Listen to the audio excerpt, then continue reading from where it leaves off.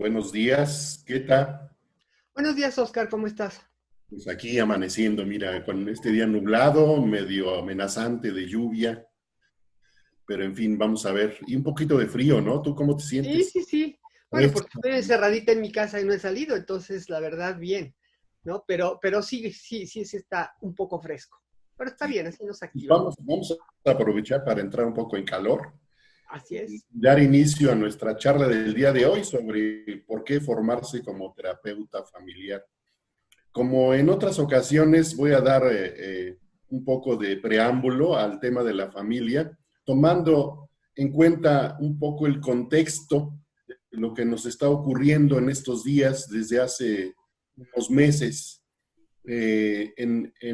Por todas partes nos bombardean sobre la información de cuál es el rol, cuál es el papel de una familia con respecto al encierro, a los riesgos y a los peligros del contagio y el papel de la familia con respecto a a lo que puede aportar en relación con lo que está sucediendo.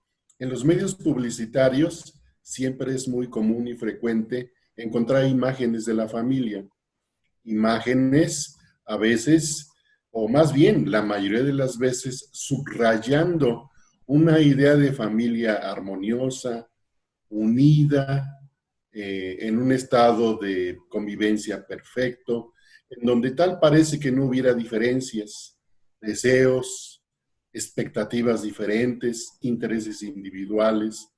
Los medios publicitarios nos bombardean con imágenes de una familia en donde se contempla a esta como un gran refugio en estos tiempos de riesgo y de peligro de contagio, y en donde a partir de este gran refugio podemos contener un poco los efectos que nos toca vivir ahora. Sin embargo, esto no hace que en las familias haya miedo, en las personas que son miembros de las familias, los temores a veces se acrecientan de una forma, de otra forma. Eh, se, se piensa, por ejemplo, ahora que además del riesgo del contagio está la posible pérdida del empleo o la disminución del salario, al respecto de lo cual la familia no puede más que ser austera, por ejemplo, o colaborar o solidarizarse, pero sin embargo esto no aminora el hecho de que una familia, en el seno de una familia también hay expectativas, sentimientos y temores diferenciados. Los temores o los miedos no son los mismos. Las expectativas con respecto a cuándo esto va a terminar y qué vamos a hacer tampoco son los mismos. En los diferentes niveles, dependiendo del ciclo de vida de cada familia, se vivirán estos temores y estos miedos y se acrecentarán las expectativas de lo que va a ocurrir y de cómo nuestra familia puede ir resistiendo conforme el paso de las semanas, ¿no? Todavía, según los diagnósticos numéricos de la Secretaría de Salud, todavía estamos en una franja de un peligro de contagio muy alto y en donde pues ya también muchas familias y muchas personas quieren salir a la calle, trabajar, reintegrar sus actividades y tenemos que encontrar la fórmula para que esto ocurra. ¿Cuál es el rol de la familia con respecto a todo esto que está ocurriendo? Bueno, pues principalmente es un vehículo de contención, es también un sentido del refugio y del amparo, pero no todo lo puede proveer la familia, no todas las soluciones están al alcance de la familia, no todos los miedos se pueden disipar en la convivencia cotidiana de la familia. Es muy probable que haya familias que ante esta incertidumbre y ante los riesgos a los que estamos expuestos, las familias comienzan a vivir pequeños periodos de crisis y a sentirse vulnerables. ¿O tú cómo ves? ¿Qué has pensado a este respecto? Y cuando eh, planteamos esta conversación, que es una conversación que llevamos a cabo cada semestre nosotros en el Instituto de la Familia, pues la última vez que lo hicimos no estábamos en pandemia, ¿no? Entonces, siempre hemos hablado de la familia. La familia es algo muy importante. Nacemos dentro de una familia.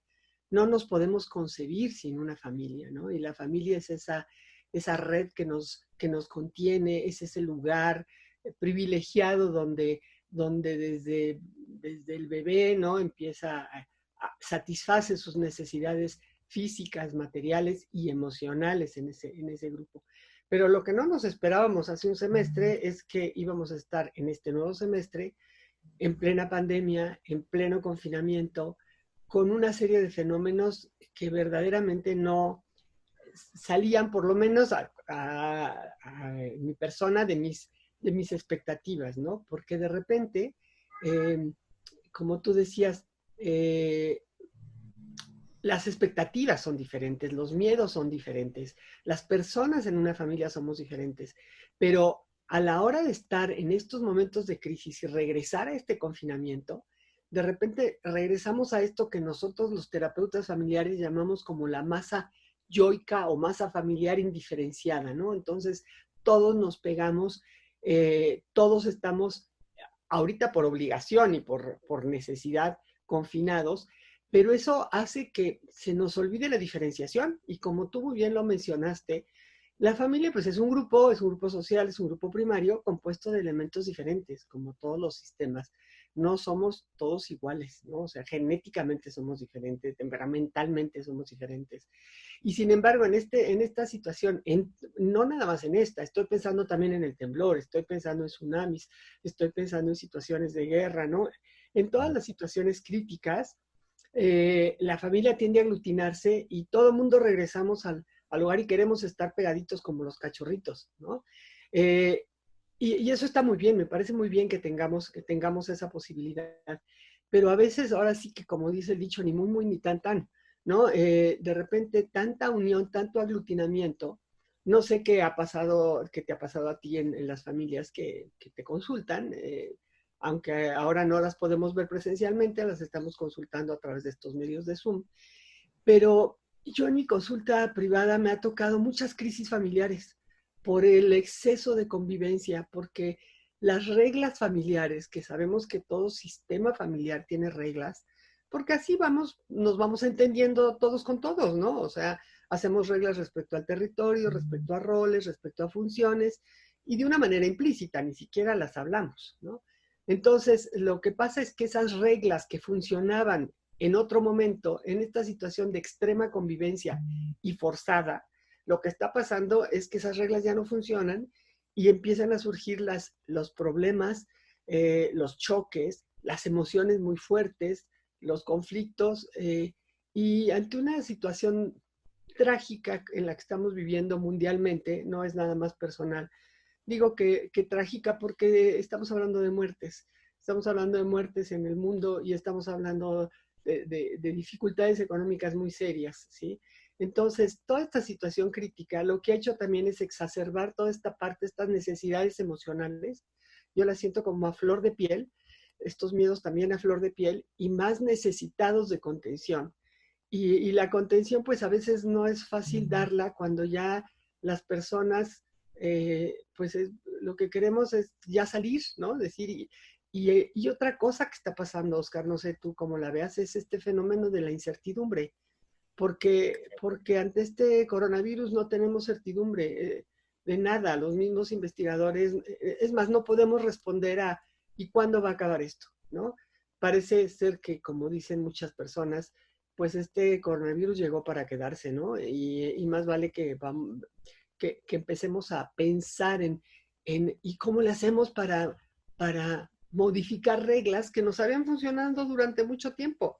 Y ahora resulta que con esta situación de pandemia las tenemos que actualizar o tenemos ¿qué tenemos que hacer? No sé cómo te haya tocado a ti en tu experiencia clínica, Oscar. Fíjate, a mí lo que más me ha llamado la atención es la preocupación de algunas personas y sus familias respectivamente sobre la pérdida del empleo y la recuperación de su poder adquisitivo, de sus ingresos. Claro. Inclusive un temor y una incertidumbre en relación con el empleo del tamaño del temor al contagio. Y dices bien tú, cuando una familia cuenta con una estructura, con reglas bien definidas, con espacios bien claros en donde cada uno de los miembros tiene a respetar los espacios y a respetar la privacidad de la otra persona. Cuando estas familias cuentan con estructuras de esta índole, son familias que de alguna forma están, digamos que renovando día con día sus capacidades de convivir y quizás son este tipo de familias quienes estarían más dispuestas o serían más solícitas a modificar las reglas que mencionas. En efecto, hablaba yo al principio de cómo los medios publicitarios proyectan una imagen de familia idílica en donde todo pareciera que sentados a la mesa, conversando, compartiendo un platillo, todo es armonía, bienestar y unión, pero no necesariamente esto es la familia. No, la familia no se reduce a estas imágenes idílicas, porque como decíamos al principio, si una familia vulnera su estructura, las reglas comienzan a fallar y por lo tanto las formas de relación comienzan a sufrir tensiones y de esto a saltar a experimentar situaciones críticas que les producen temor o crisis que acrecientan sus miedos, la convivencia entonces tiende a tornarse en otra cosa. Dices muy bien, lo que está ocurriendo nos está enseñando que en las familias inclusive es necesario ahora, como una cuestión de adaptación a lo que está ocurriendo, ser capaz de modificar reglas de convivencia y con esto modificar sus propias estructuras. Un sistema suponemos nosotros que un sistema, y si vemos a la familia como un sistema, puede ser capaz de autoorganizarse y de adaptarse a las circunstancias o a las condiciones en las que está conviviendo con otros sistemas y con la cultura también, tratándose de una familia. Y entonces creo que uno de las preocupaciones también importantes es cómo convertir reglas que antes eran casi como algo obvio, muy pocas veces explícitas, ahora hacerlas explícitas y modificarlas con el fin de mantener la estructura familiar y los niveles de convivencia y adaptarlos a las nuevas circunstancias. Te decía, esto es lo que he estado observando y es lo que he estado siguiendo en términos de cómo lo que se pregunta y lo que se teme tiene que ver con esto de cómo le hacemos para adecuarnos y cómo le hacemos para esperar y salir adelante cuando llegue el momento en que podamos salir adelante. ¿Cómo ves tú? Y fíjate que estaba yo pensando en, por ejemplo, cuando nosotros trabajamos, nosotros formamos terapeutas familiares en el Instituto de la Familia, es parte de nuestro trabajo, ¿sí? Entonces, cuando empezamos a hablar de la familia y que la familia se comporta como un sistema y la familia tiene una estructura y la familia tiene reglas, y vamos hablando mucho de lo que es el ciclo vital de la familia, ¿no? Y cómo van a ir cambiando las funciones según la etapa del desarrollo en que se encuentra la familia. Pero también hablamos de crisis familiares donde todo se rompe, ¿no? Y donde es como un examen, como una prueba terrible para la estructura familiar, como un temblor cuando dices, déjame ver de qué grado es y a ver si este edificio está bien construido y lo aguanta, ¿no? Entonces yo creo que las crisis hacen lo mismo con un sistema familiar, ¿no? Es como decir, a ver si aguanta, ¿no? A ver si aguanta la estructura, a ver si aguanta este funcionamiento, a ver si aguantan los roles. Y yo estaba pensando ahorita que hablabas de nuestra adaptabilidad, estaba pensando en esos 4 parámetros que usa un autor, un terapeuta familiar norteamericano, David Olson, que habla de polos entre la rigidez y la flexibilidad. Y yo creo que una estructura muy rígida que no se permite, ¿no? Como los bambúes moverse con el viento, es más fácil que se truene, ¿no? Que esa estructura truene. Entonces estamos oscilando entre qué tan rígidos y qué tan flexibles somos, ¿no? Y por otro lado también está otra dimensión donde estamos oscilando entre qué tanta cohesión tenemos, o sea, esta unión, y qué tanto nos podemos adaptar al medio, porque la cohesión habla para adentro, irnos para adentro, y la adaptabilidad para decir, pues esto es lo que hay, ¿no? Y a veces, pues esto es lo que hay en este momento, a lo mejor los roles que les habían funcionado en una determinada familia, ahorita están en crisis porque el papá tiene que lavar trastes y quedarse en la casa, cosa que no hacía, y que está harto también, y que entonces se pelea más con la esposa también tiene que hacerle de maestra de escuela, que no le gustan nada de esas cosas, en fin, yo creo que el sistema en una situación de crisis es como que se puede colapsar, ¿no? Y yo creo que esta situación de saber cómo funcionan los sistemas familiares, que es lo que nosotros hacemos en nuestro instituto y con nuestros alumnos, es entender, porque no se puede todo interpretar con, yo le digo como atajos de la mente, ¿no? Que son como funcionamientos mentales muy prácticos, muy económicos, pero que nos pueden llevar a conclusiones o a interpretaciones erróneas, ¿no? Cuando digo estos atajos me estoy refiriendo a mitos, a creencias, a prejuicios, a estereotipos, a consejos moralistas, ¿no? De las cosas como debieran de ser o deberían de ser. Entonces es más fácil pensar en esos términos de las mujeres a su casa, los hombres al trabajo, en fin, de esas cosas de estereotipos, porque al usarlas, pues no nos tomamos el trabajo de reflexionar. Es más fácil pensar de acuerdo a un mito o a una creencia a un estereotipo de que los hombres deberían, las mujeres deberían, y esto así es, a decir, no, invéntalo, a ver, piénsale cómo lo puedes hacer, ¿no?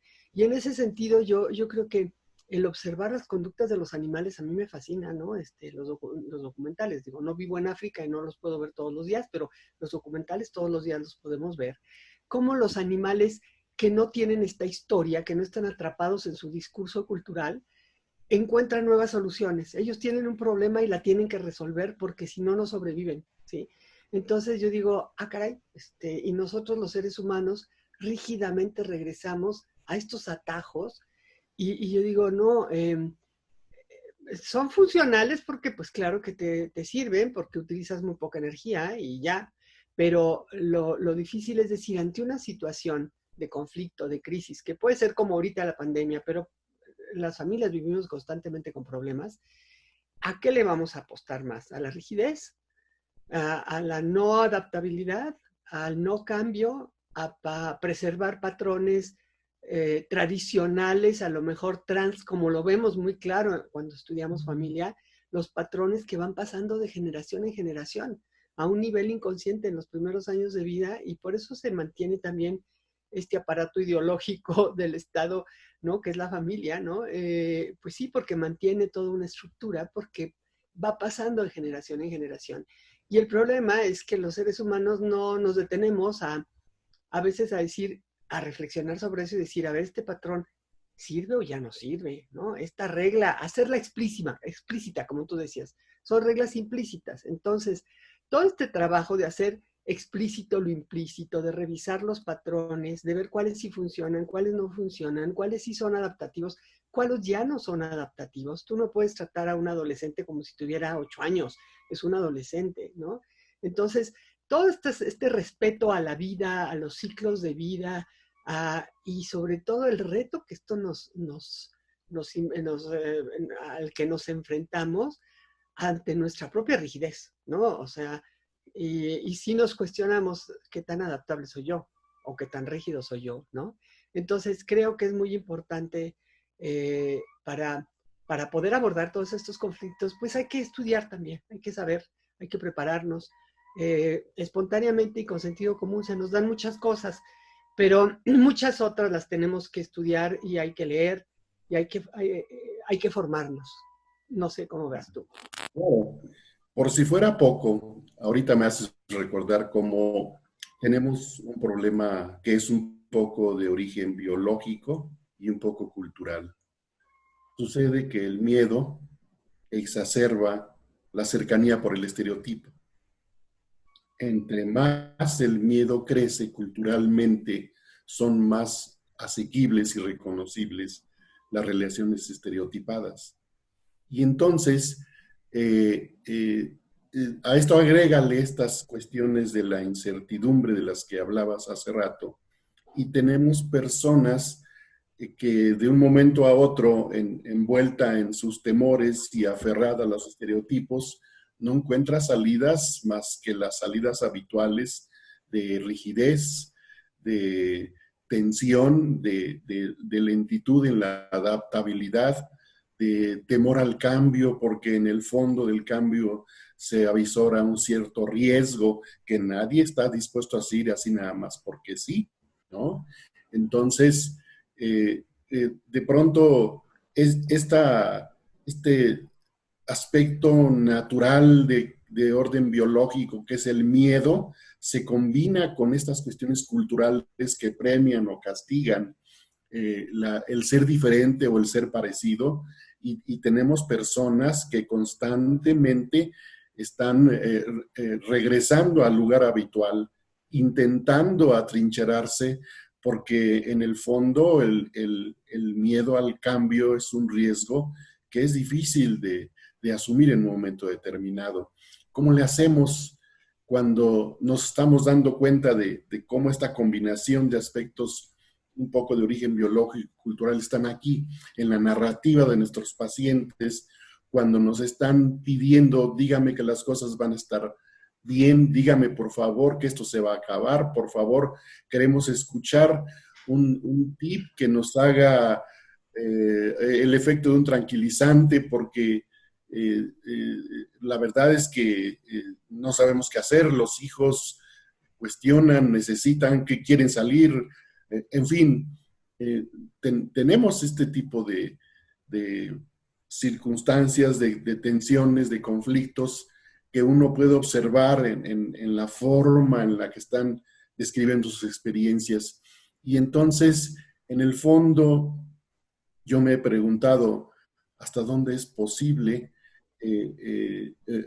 ayudar o acompañar a esta familia a la adaptabilidad necesaria para no asumir el cambio, por lo menos reconocerlo. ¿O te ha pasado a ti algo parecido? Sí, fíjate, ahorita que hablas del miedo, yo creo que, bueno, miedo todos es una emoción básica y es una emoción que inclusive nos salva la vida, ¿no? Cuando tienes miedo a veces dices, escucha tu miedo y córrele, ¿no? Salva tu pellejo. Claro. Creo que el hablar esta dimensión emocional, ¿no? Los miedos son emociones y son fisiológicas, ¿sí? Pero inevitablemente, como todos los seres humanos y usamos nuestra, nuestro cerebro, construimos historias y le damos connotaciones a todo, ¿no? Entonces, las emociones que no tienen una connotación ni positiva ni negativa, cuando llegan al cerebro humano, el hombre o el ser humano, sí lo vemos como positivo o negativo. Entonces, por ejemplo, la alegría la vemos como, perdón, como positiva, y el miedo o el dolor o la agresión o estas cosas las vemos como negativas.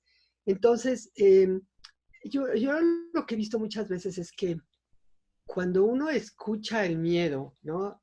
Uno, su propio miedo, pero también el miedo de los demás, y lo valida, ¿sí?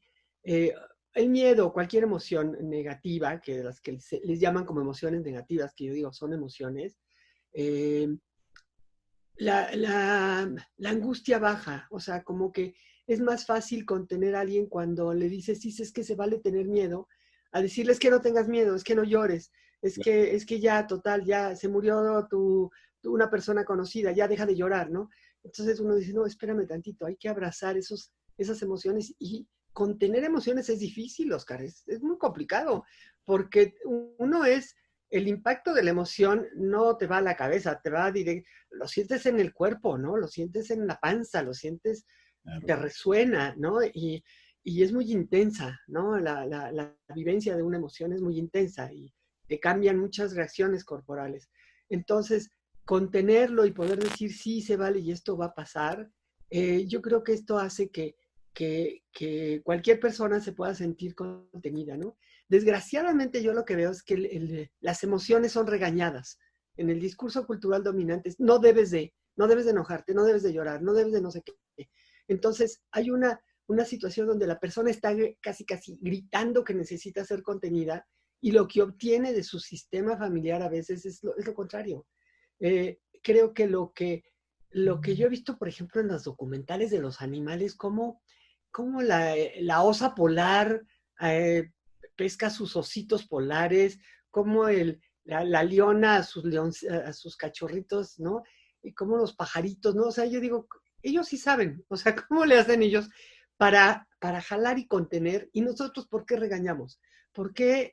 Pues porque tenemos un discurso cultural y un lenguaje que efectivamente construye realidades, ¿no? O sea, nosotros a todo le damos una connotación y las cosas no tienen una connotación, pero el ser humano sí, y a veces la connotación no es muy bonita y empezamos a pelearnos por tu connotación contra mi connotación, ¿no? O sea, ¿quién tiene la connotación correcta? Y en una situación difícil, familiar, de conflicto, todavía esto se agudiza más, ¿no? O sea, en una pareja, por ejemplo, se empiezan a pelear y es quién tiene la razón. Entre una madre y una hija, quién se empiezan a pelear, quién tiene la razón. Entre un jefe y el empleado, quién tiene la razón. Y entonces uno dice, no, son construcciones, y más vale hacernos amigos de nuestras emociones y decir, pues déjalas, vívelas, experimentalas y lo que sube baja, como dicen los budistas, tú vas a sentir algo y luego va a empezar a bajar si no le echas más leña al fuego y lo haces más grande, ¿no? Y entonces esta función de contener emociones es difícil, es difícil. Creo que a los terapeutas de cualquier escuela, no, bueno, nosotros somos terapeutas familiares, pero hay terapeutas de muchas escuelas con diferentes marcos teóricos, pero yo creo que a todos, por eso hay que formarnos, porque a todos nos cuesta trabajo contener las emociones y en realidad es lo que hacemos en cualquier tipo de terapia, ¿no? El paciente llega sufriendo, la familia llega con un problema, la pareja llega con otro problema, se están medio matando, ya amenazaron con divorciarse, y las personas en este nivel de angustia lo que queremos es, en primer lugar, alguien que nos contenga y que no nos esté regañando, ¿no? Y luego después, pues sí, efectivamente, ver alternativas de cambio, porque si seguimos haciendo lo mismo y recurriendo a estos atajos mentales, porque como tú dices muy bien y estoy de acuerdo, cuando te da miedo, lo que quieres es certeza, no quieres incertidumbre. O sea, quieres a alguien que te contenga y con quien pegarte y no que te aviente al vacío, ¿no? Porque se siente muy feo. Entonces, creo que esta parte, este aspecto de la formación de ser terapeuta, que tiene que ver con el manejo de los miedos, los míos propios y los del paciente, es algo difícil que necesita mucho trabajo personal, ¿no? No sé cómo lo veas tú. Sí, qué bueno que lo mencionas, Keta, porque estaba pensando que justamente valdría la pena en este momento incorporar un poco de epistemología sistémica. ¿Cómo le hacemos para coexistir, hacer coexistir en un momento dado, en una intervención con una familia, los miedos de la familia como sistema, mis propios miedos y además los miedos de cada uno de los miembros de la familia? No podemos simplemente hacer una tabula rasa y separar lo mío es mío y esto no cuenta y lo de ellos es de ellos y eso sí cuenta. No se puede.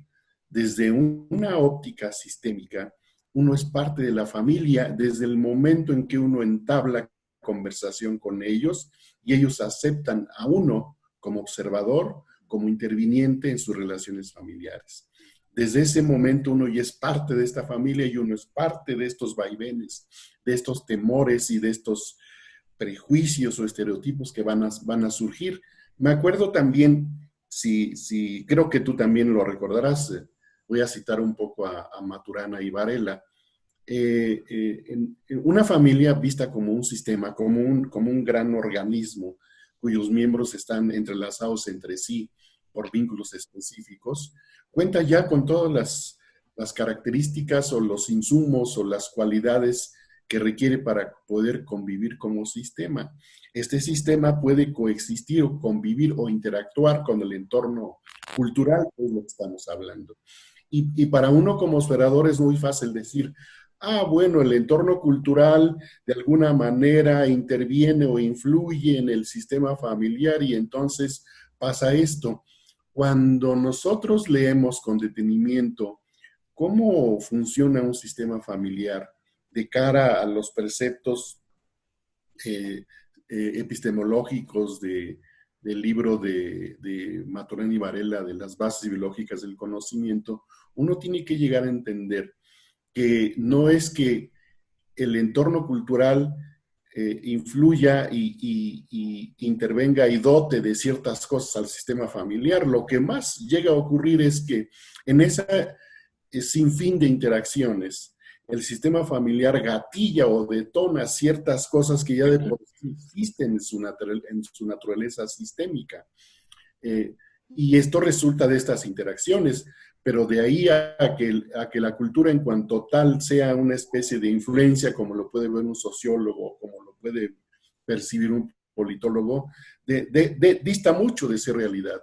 La realidad es que la familia en sí no hace más que exacerbar o potenciar lo que ya posee y echa a andar su propia maquinaria de prejuicios, de estereotipos, de vínculos temerosos, de ansiedades, o bien, si sus recursos son de otra naturaleza, la misma familia echa a andar su maquinaria, quizás un poco oculta, de recursos de resiliencia, de vínculos amorosos, de paciencia, de escucha, de una comunicación interactiva que se está construyendo momento a momento, creando una serie de retribuciones que a todos benefician. Puede ocurrir o lo uno o lo otro, o los matices que van en medio entre esos extremos, ¿no? Esto es muy importante para nosotros, ser capaces de darnos cuenta que de pronto no podemos culpar al medio ambiente o al entorno de lo que ocurre en un seno familiar así nada más porque sí. Esto nos conduce entonces a ser capaces de poder observar con detenimiento las relaciones entre los miembros de la familia y el funcionamiento del sistema familiar. ¿Tú cómo ves, Ket? Sí, fíjate que estaba yo viendo ahorita que usaste la palabra epistemología. De hecho, la terapia familiar no es que uno meta a toda la familia al consultorio y ya es terapia familiar, ¿no? O sea, creo que lo que nos hace terapeutas familiares es una epistemología diferente. O sea, que en un momento dado puede estar toda la familia en el consultorio, pero a veces no, a veces un solo miembro y estás haciendo terapia familiar a Sí. través de un solo miembro, o haces terapia pareja, o metes a los chicos. O sea, no es el número de personas que están en el consultorio. Lo que nos hace pensar y ver las cosas diferentes es esta epistemología de la que estás hablando, o sea, cómo organizamos esta información. Y obviamente, si estos biólogos chilenos, Humberto Maturana y Francisco Varela, son, aunque ellos no eran terapeutas familiares, son pioneros en esta epistemología que nosotros usamos, ¿no? Porque cuando uno ve estas situaciones desde el punto de vista sistémico, no hay adentro y afuera, no hay tú y yo, todos influimos en todos, ¿sí? Y todos resonamos con todos, y todos en ese momento estamos construyendo algo, ¿sí? Y además, qué bueno que tocaste este punto porque lo plantea muy claramente estos autores del mito de la interacción instructiva, ¿no? Como si uno desde afuera le pudiera meter al otro cosas, ¿no? Como si la otra persona no tuviera nada y uno fuera nada más alguien que fuera a colonizar o indoctrinar a alguien, ¿sí? Y a veces se puede confundir la terapia, decir, es que les van a dar consejos a las familias, ¿no? Y yo digo, no se trata de darles consejos. La familia va a ser, como dice Maturana, está determinada por su estructura y no va a ser algo que no esté dentro de su estructura, ¿no? Y somos sistemas abiertos, pero nosotros no vamos a moldear a alguien desde fuera. No es el terapeuta familiar va a llegar y apretarle las tuercas a la familia. Eso no existe como tal. Yo lo conceptualizo más como esta danza donde el terapeuta, si acaso la familia lo deja, porque la familia, si el terapeuta, si no le cae bien el terapeuta y no a la familia hace así y nos vota. En 2 minutos, la deserción en terapia de familia y de pareja es muy alta, porque son más contra uno, o sea, son 2 o 3 o 4 o 5 contra uno, ¿no? Ellos tienen toda una historia. Nosotros somos los outsiders, los que nos vamos a meter ahí, ¿sí? Y entonces, si ellos no nos aceptan, nos van a sacar, ¿no? Entonces, yo lo conceptualizo más que como un profesor que da una clase y que les está enseñando cómo debieran de ser, que yo digo, eso no es la terapia, por favor. Digo, eso es ser maestro y está bien, y aún así dudo de ese sistema de enseñanza, pero bueno, yo lo que creo es que lo conceptualizo más como esa danza donde si nos dejan, nos metemos y podemos danzar con ellos y podemos hacer lo que Maturana hablaba de esos acoplamientos estructurales, ¿no? O sea, cómo de repente aquí hay una estructura, otra estructura, se encuentran, y me acuerdo perfecto una escena con Humberto Maturana en un taller, donde él decía, somos como pelotitas, ya hablaba en chileno, ¿no? Muy bonito, lo hablan los chilenos, como con unos ganchitos. Entonces él hablaba de diferentes estructuras que están moviéndose, como decían, como pelotas, como bolitas de billar en una mesa, y tienen ganchitos, y unos se acoplan con otros y otros con otros, pero no es a fuerzas que te acoplas, es una danza casi al azar que va provocando esos acoplamientos estructurales. Y gracias a esas danzas que se están dando en interaccionales, y se empiezan a construir nuevos significados a través del lenguaje y a través de la interacción, ¿no? Y como decían, pues primero somos emociones. Entonces, entender toda esta epistemología para aprender a danzar con las familias y no entender la terapia familiar como un consejero que les va a decir lo que debe de ser una familia, porque sí me he encontrado yo en otros lugares, talleres, no le puedo llamar una formación, pero cursos, talleres, conferencias, etcétera, donde les dicen a las familias lo que deben de ser, ¿no? Y yo digo, pues la familia va a construir de acuerdo a su estructura lo que pueda hacer, ¿sí? Y el arte de la terapia familiar es poder integrarse a esa familia para que cada familia es diferente, para poder ver junto con ellos cómo se puede dar el cambio y que no sea de una manera amenazante, violenta y sobre todo en contra del famoso mito de la interacción instructiva, de que desde afuera tú cambias a alguien. Pero bueno, no sé ya tú cómo veas esta cosa. Creo que estos biólogos dijeron cosas muy importantes en su obra y Maturana sigue viviendo y lo sigue diciendo, desgraciadamente. Probablemente, si para quien nos escucha, sonará un poco extraño, quizás hasta raro, que empleemos en esta charla la palabra epistemología como un recurso que nos acompaña no solamente en nuestras intervenciones cotidianas con las familias, sino también en la explicación que hacemos de nuestro trabajo. La epistemología no es más que un referente del conocimiento que adoptamos o en el que nos amparamos. Ya has parafraseado dos principios básicos de la epistemología sistémica. Primero, nadie existe por sí solo, nadie existe en sí mismo. Todos o algunos o cientos de verdad de algunos o uno siempre está en relación con otro. Y este principio nos lleva directamente a asumir este criterio de conocimiento, dado que el papá no se forja así solo y no es porque él quiera, sino que es producto de una relación específica en un ambiente o en un sistema específico. Entonces no podemos hablar del padre nada más como si fuera cuestión de hacer una disección y aislarlo y lo que siga, ¿no? En segundo lugar, el otro principio que has parafraseado es una familia está determinada por su propia estructura. Es decir, es el conjunto de relaciones, de vínculos o de interacciones y comunicaciones que hay en el seno de una familia, al mismo tiempo están definiendo su forma de ser.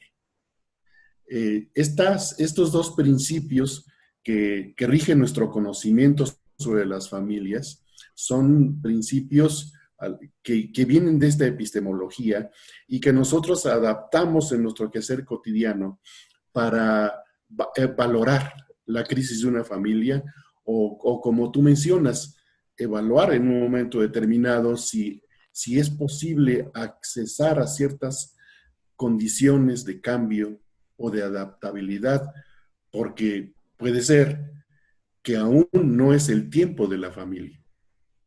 Y Exacto. entonces tenemos que recurrir a otras alternativas, ¿no? ¿O cómo lo ves tú? Sí, yo creo que depende, ahorita que decías de la epistemología, ¿no? Yo me acuerdo en la formación hablar de Gregory Bateson y de teoría general de sistemas y de la cibernética, ¿no? O sea, era una de las cosas que decían los circuitos de retroalimentación y los loops que se van formando. Todo eso era muy nuevo, era aplicar la teoría general de sistemas a la familia, ¿no? Entonces, lo cual me parece un gran acierto, ¿no? Pero con el tiempo se fue pasando de lo que se llama esta cibernética de primer orden, donde hay eh, que fue en la que yo puedo decir, yo me formé en la UNAM con esa cibernética. Actualmente ya estoy en la otra, pero en la de segundo orden, pero en esa cibernética sí nos decían que había una separación, que de un lado está el observador y el otro lado el observado, y que obviamente el concepto de objetividad sí existía, ¿no?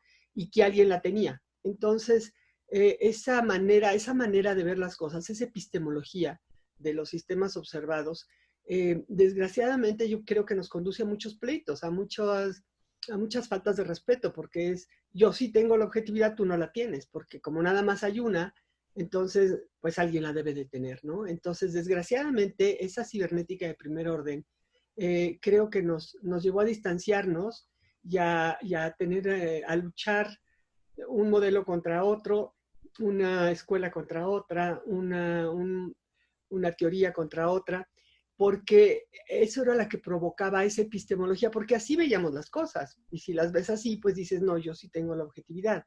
Cuando vienen todos estos grandes pensadores y donde se unen no nada más terapeutas familiares, sino se unen a filósofos, a antropólogos, a cibernéticos, a astrónomos, a biólogos, y entonces empieza a generar a recuperar, porque no es que se generara en ese momento, sino que siempre ha existido, esta otra epistemología de cibernética de segundo orden, donde dicen, no es cierto, todos formamos un todo, lo observado y el observador estamos en lo mismo, y además cada quien va construyendo va describiendo la realidad de acuerdo a sus estructuras previas.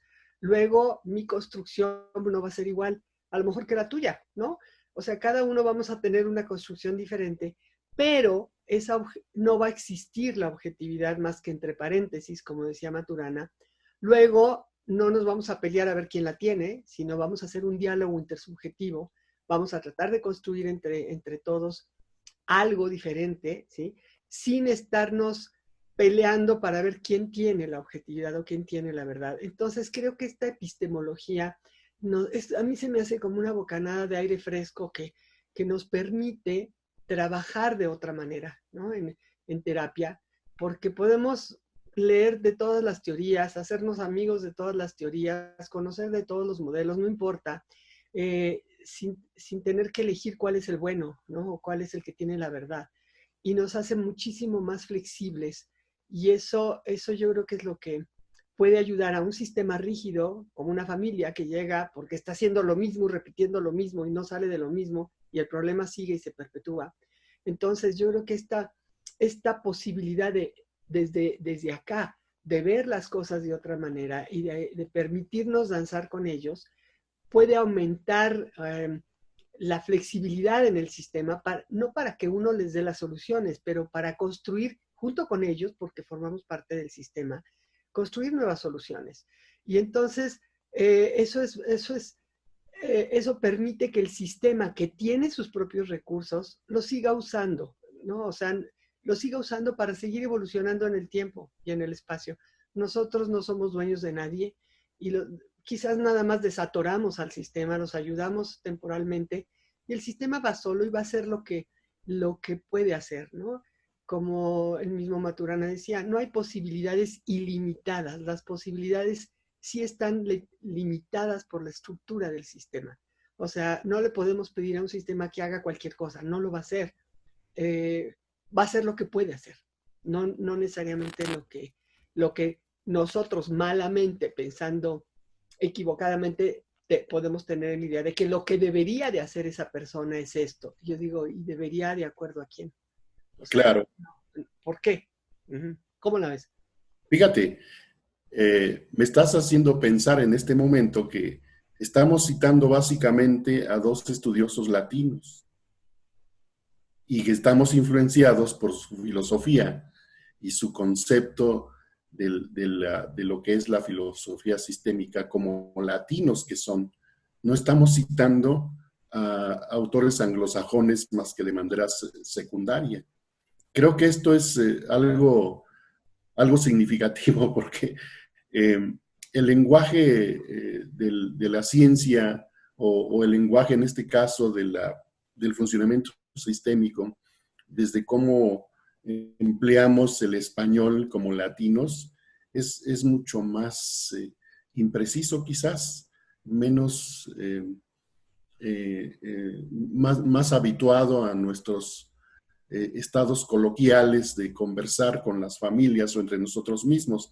Déjame intentar, si te parece, un ejercicio de concreción de cómo esta especie de autoridad que envuelve a la invocada objetividad, una especie de autoridad que hace o que pretende hacer valer a la objetividad una vez que se enuncia. Eh, un papá puede llegar al consultorio y decirnos que su hijo ha estado muy rebelde, ha estado muy conflictivo, incluso agresivo con sus compañeros o con algunos de los docentes, y entonces lo presentan, nos presenta el caso, de la escuela le obligan a ir a terapia familiar porque alguien en la escuela detectó que los problemas del chico tienen un origen de orden familiar, y entonces el papá o la mamá que se presentan, lo primero que nos demanda es, a ver, dígame usted, doctor, o dígame usted, doctora, si no tengo la razón. Yo objetivamente le estoy enseñando a mi hijo a que respete las reglas. Dígame usted si no tengo yo la razón. Y entonces es cuando uno empieza a detectar este problema de cómo esa idea del mundo objetivo al que tenemos que referirnos instaurado o envuelto en un halo de autoridad es algo que tenemos que perseguir, algo que tenemos que alcanzar como si estuviera muy fuera de nosotros. Y es cuando uno puede hacer intervenir esta epistemología de segundo orden a la que mencionas y tratar de entablar un diálogo diferente. A ver, quizás hay que tomar en cuenta el punto de vista de su hijo, quizás también hay que tomar en cuenta el punto de vista de la escuela, nuestro propio punto de vista que estamos ahorita compartiendo, y entre todos podemos nosotros realzar una realidad que ante nuestros ojos es la realidad objetiva, pero de la cual nosotros somos responsables. No es algo que tenemos que lograr o perseguir. Y a veces cuesta mucho trabajo con los papás hacer esta separación y, y entablar este diálogo diferente que les puede conducir a reformular su apreciación del conflicto que están viviendo y la posición que asumen en esta reformulación. Estoy intentando, como verás, tratar de hacer ver cómo de pronto estamos nosotros lidiando con estos dos conceptos o con estas dos referencias de lo que es la vida.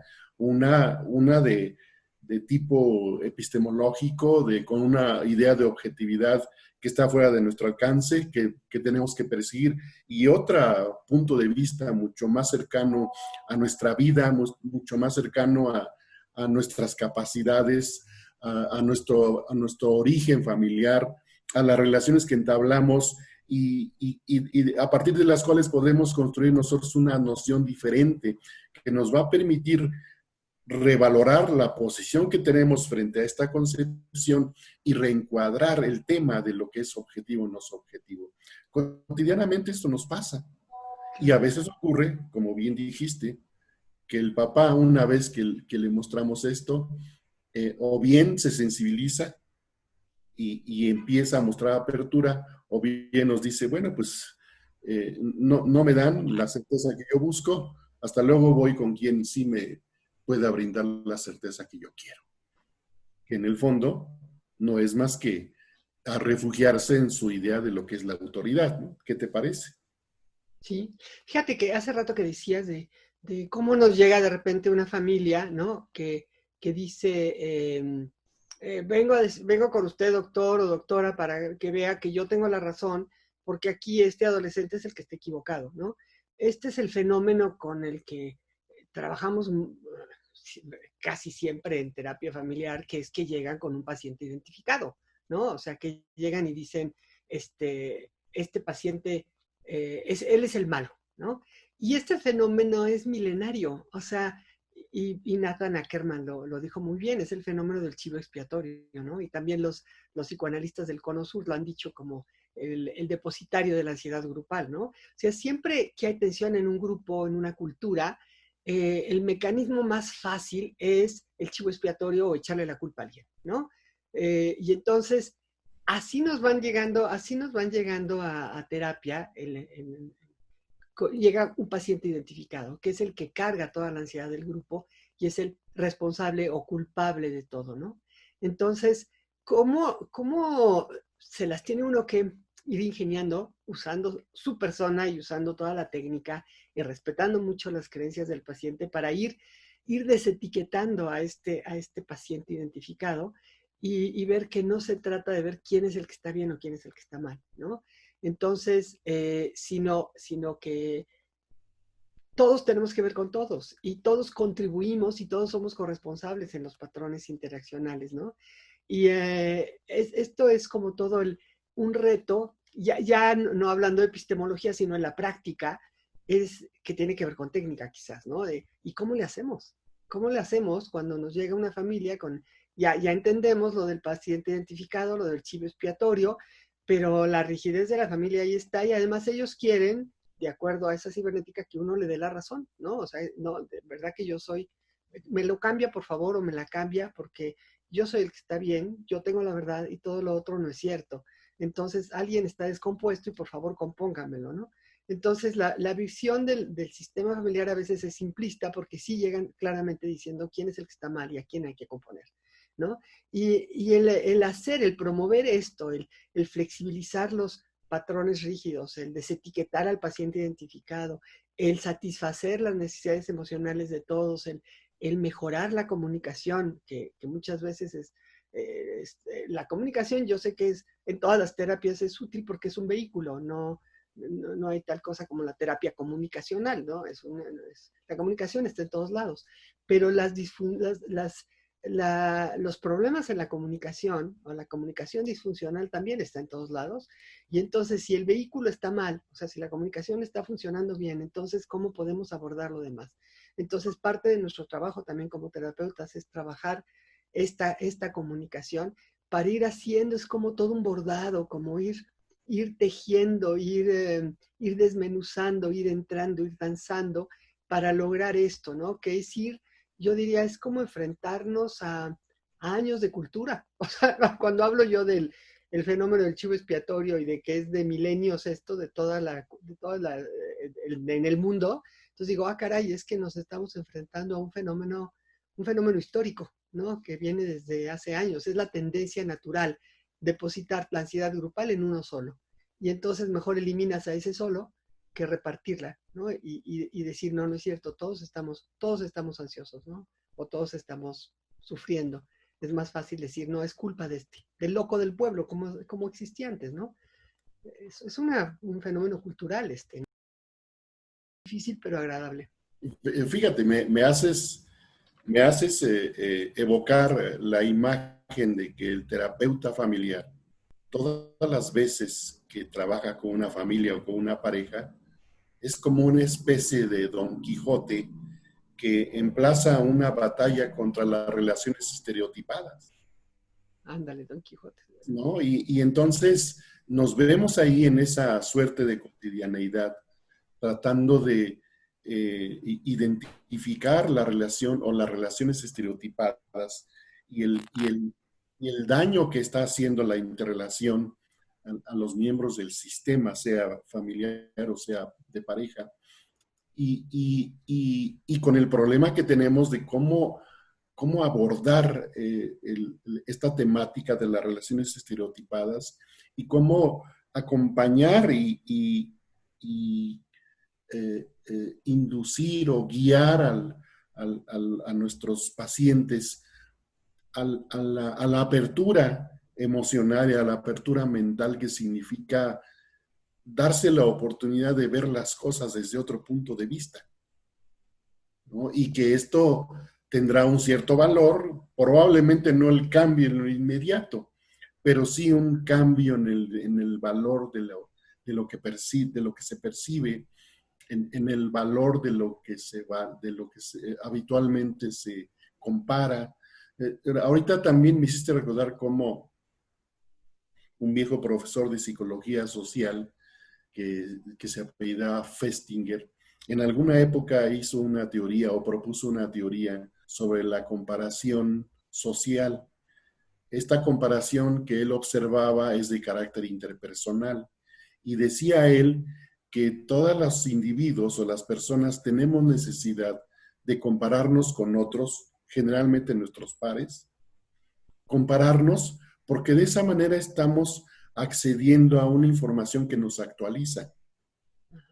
Esta comparación interpersonal tiene esa función de dotarnos de esa información que nos permite decir, ah, sí, voy al parejo de él, o me estoy quedando atrás, tengo que hacer lo necesario para parecerme o para superarlo o para llegar a ciertas metas.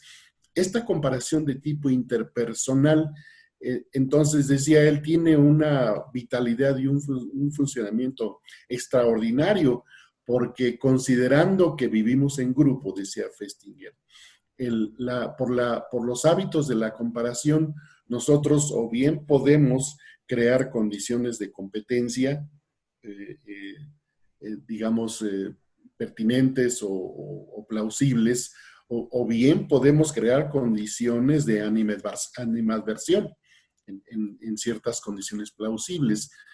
Recuerdo pues entonces que esta teoría y la explicación que acompaña las observaciones que hacía Festinger, ahora nosotros podemos verlas también en las relaciones familiares, de cómo inevitablemente al interior de un sistema familiar unos y otros se comparan, simplemente porque sus expectativas son diferentes.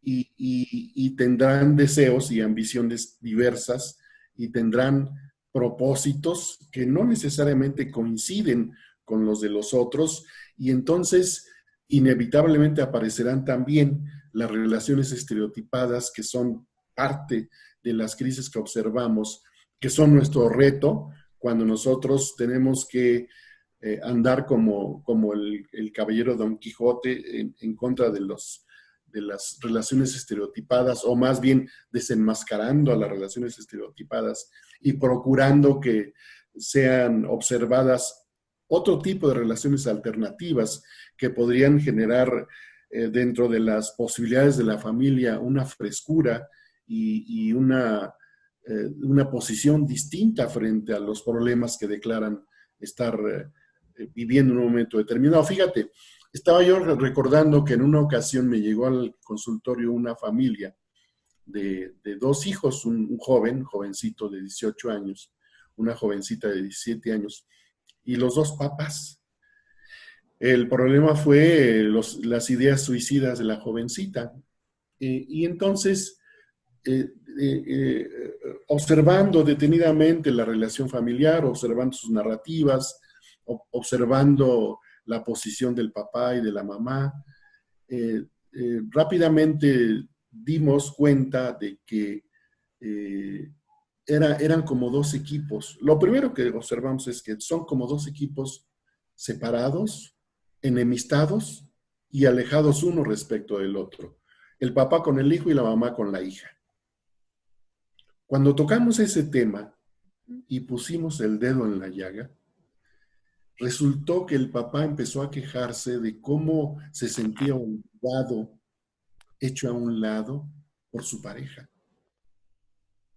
Y cómo a partir de ese dolor a él le costaba trabajo dejar de ser parte de un equipo que era enemigo del otro equipo, y que esto era una división en su propia familia. ¿Te das cuenta? Y entonces nosotros tratamos primero de restablecer las jerarquías, de orientar a la familia a compartir la autoridad, a proponer otro tipo de roles y atender también como se puede atender este tipo de demanda y de problemática, pero básicamente les ha costado mucho trabajo a los miembros de la familia reposicionarse con otra forma de funcionamiento, porque eso les lleva entonces a reconsiderar las ideas precedentes que tenían de quiénes son y cómo son en relación con los otros. ¿Me explico? ¿Cómo ves?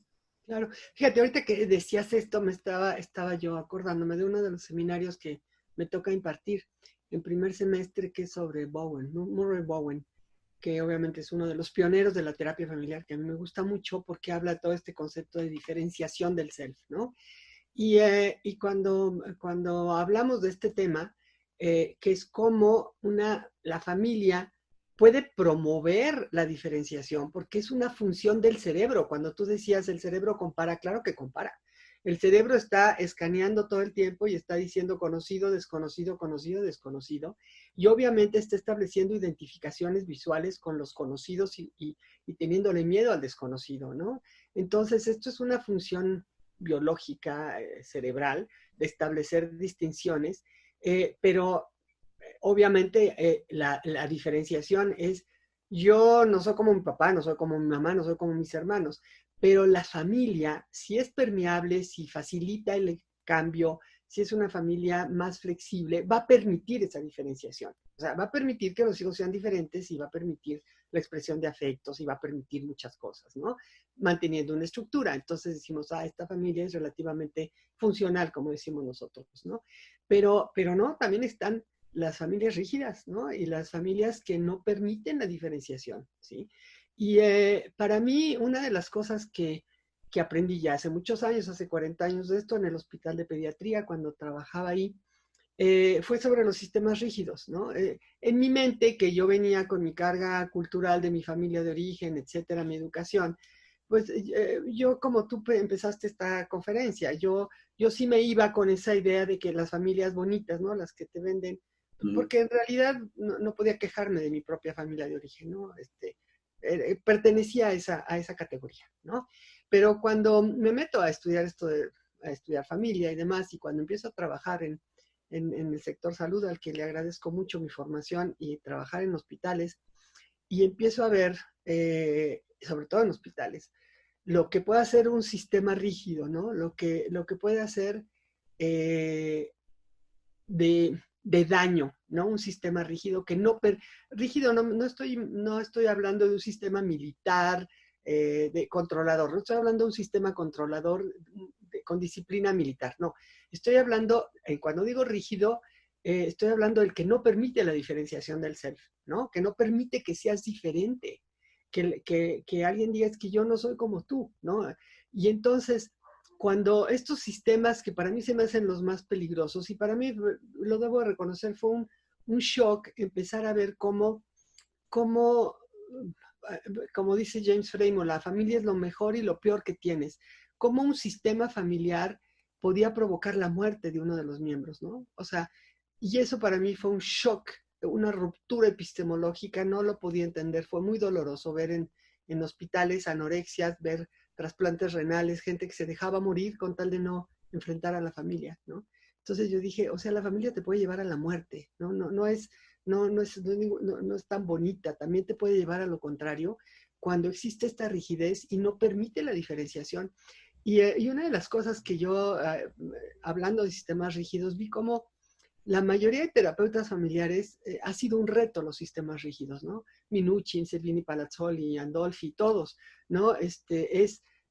Ves los sistemas rígidos desafiantes y por eso viene toda esta parte desafiante de, de, de tratar de flexibilizarlos. Y me acuerdo de un terapeuta, psicoanalista, él, que decía, ante los problemas, las familias rígidas, y que no te permiten diferenciarte, a veces la diferenciación la hace el paciente identificado con un intento suicida. me acordé por lo que tú dijiste del caso, Ujú.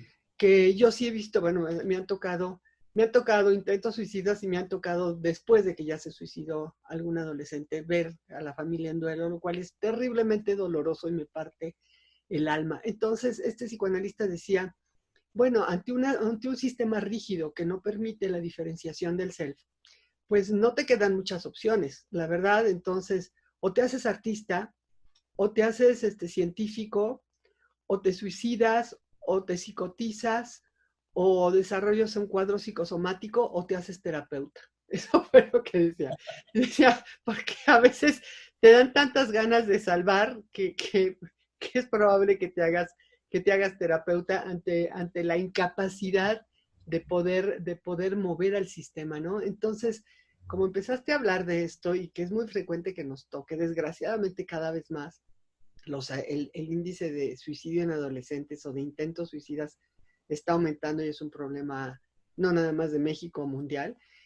Pero a veces pienso que qué pasa con esta rigidez que no permite la diferenciación, ¿no?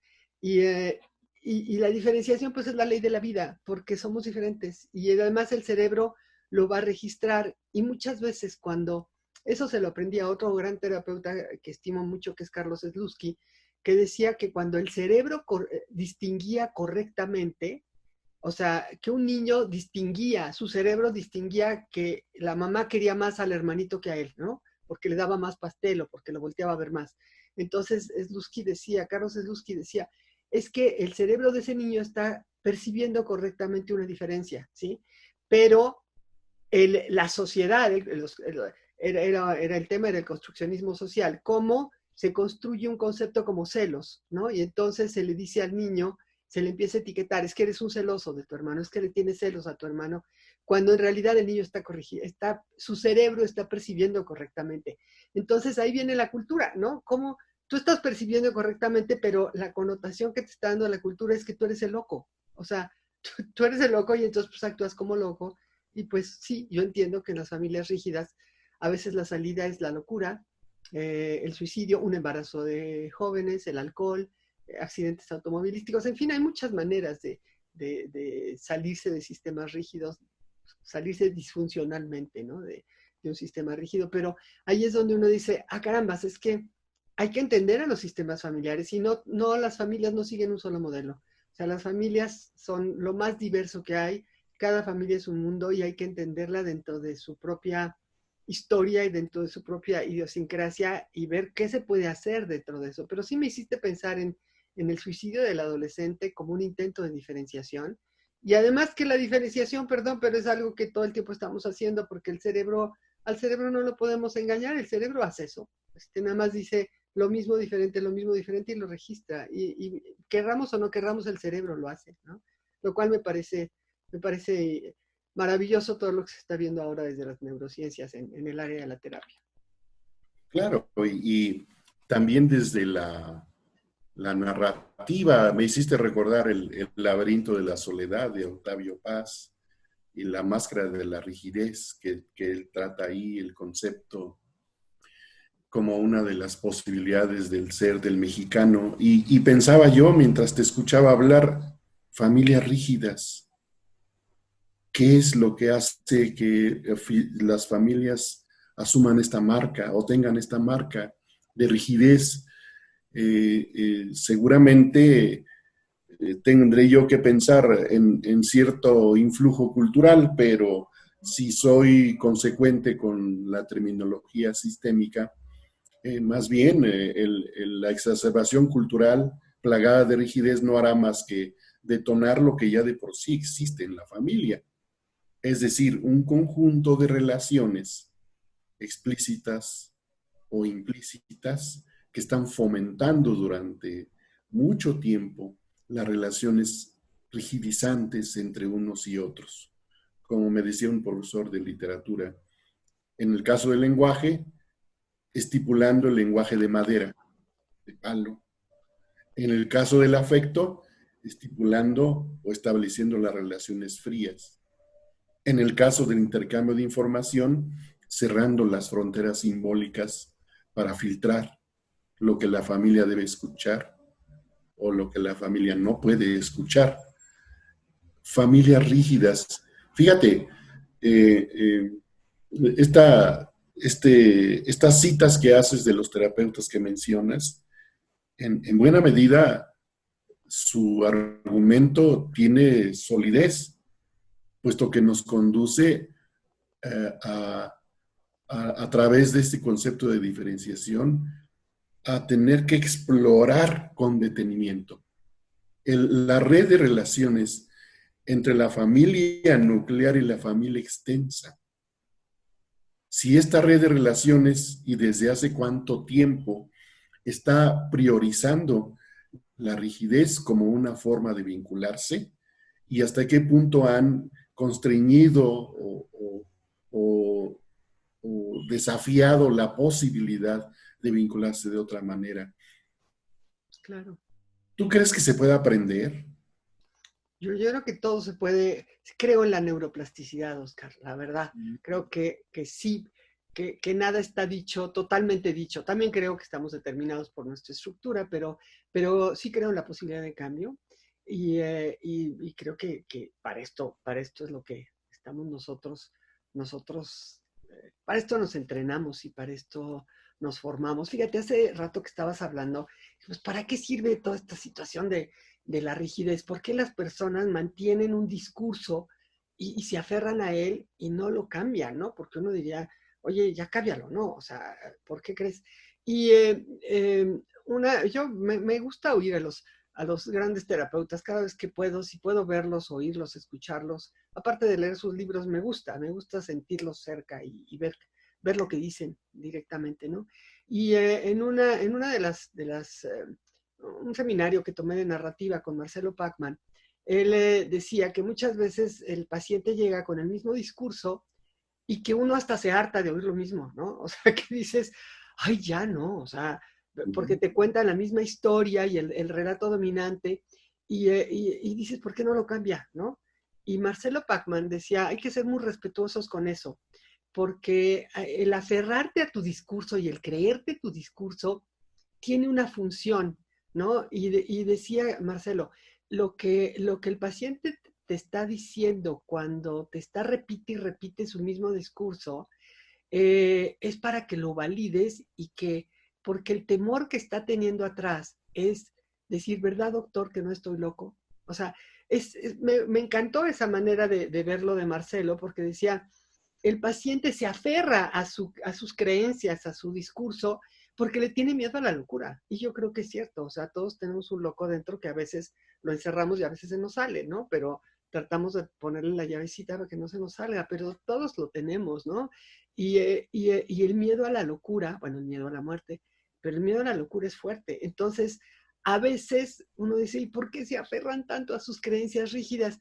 Pues tú hablaste de miedo y no será miedo también, o sea, lo que hace que un sistema se rigidice porque es mejor creer en lo que tú tienes en la cabeza y decir que tú tienes la verdad a pensar que a lo mejor si te lo dejan suelto a lo mejor sale tu locura, ¿no? No sé, me hizo pensar, estoy un poco como medio asociando gracias a tu discurso, estoy evocando cosas, pero esto implica también que uno tiene que ser muy respetuoso del paciente y de su discurso y no querérselo cambiar desde fuera a caratazos, ¿no? O sea, así no va la terapia, ¿no? Creo que todo esto que hemos estado hablando implica que, pues, que sí hay que formarse como terapeuta, ¿no? Y como terapeuta familiar, los que les interese el tema de la familia, porque no se da, y uno se sigue formando, o sea, aunque la formación dura 2, 3 años, de todas maneras, esta es una formación de vida de toda la vida, porque así es la vida, ¿no? Y seguimos aprendiendo del otro y de los pacientes.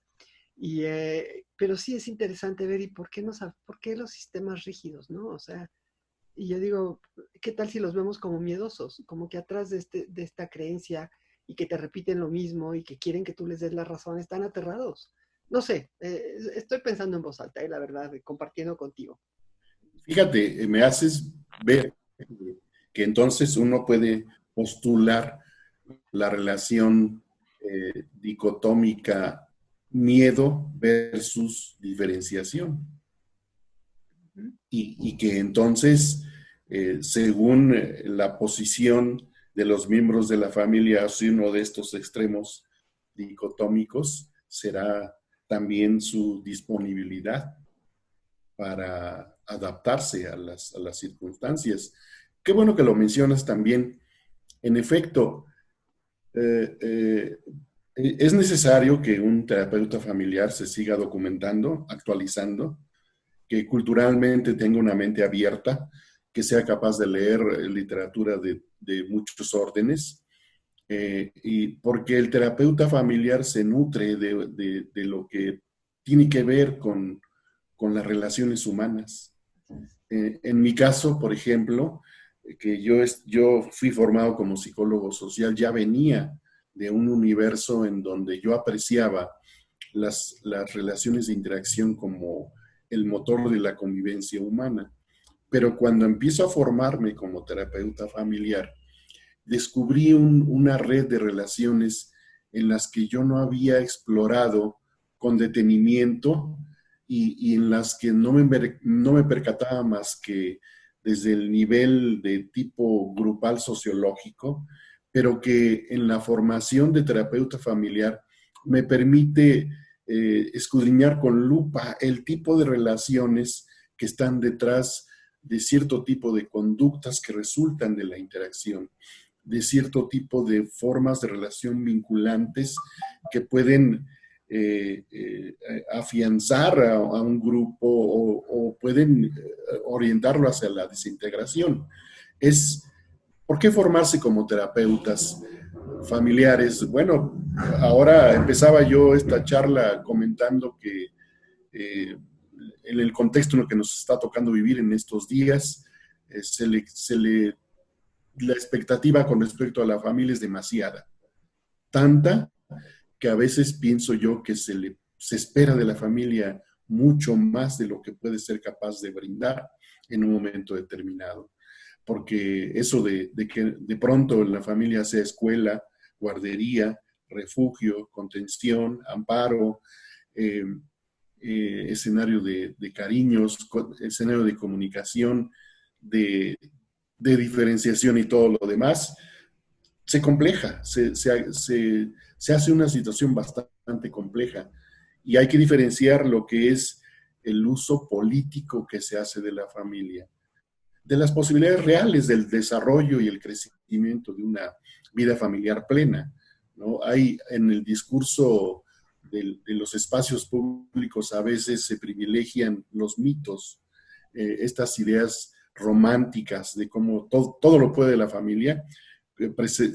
Como decía al principio, se presenta una idea de la familia súper empoderada, en donde en su seno todo se resuelve y no hay contradicción que exista. Y no es así, no es así, nosotros lo sabemos. Y por eso es importante tener la educación, el entrenamiento, el, el, el rigor de la observación, la epistemología necesarias para estudiar la complejidad del fenómeno familiar. Tú lo sabes muy bien porque tú también estudiaste ciencias de la familia, ¿qué tal? ¿No es así?